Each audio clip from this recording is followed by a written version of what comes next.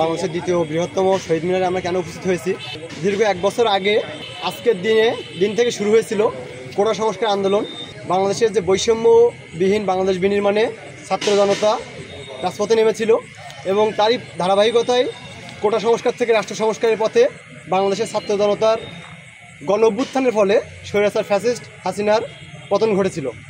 এই জুলাই গণ অভ্যুত্থানে যারা নিহত হয়েছে তাদের আত্মার মাগফিরাত কামনা করা এবং যারা আহত এবং গাজী হিসেবে আছে তাদের দ্রুত নিরাময় এবং সুস্থতা কামনা করা এবং যারা কারাবন্দী এবং অংশগ্রহণকারী তাদের সুস্বাস্থ্য কামনা করে আমরা তাদের স্মরণে আজকে এই আমাদের সাতক্ষীরার ঐতিহ্যবাহী শহীদ মিনারে আমরা এখানে উপস্থিত হয়েছি।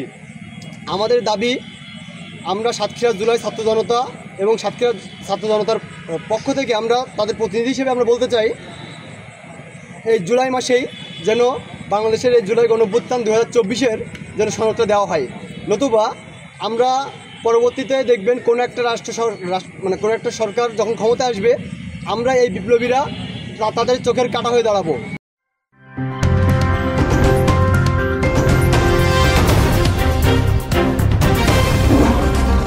Voice of Tiger.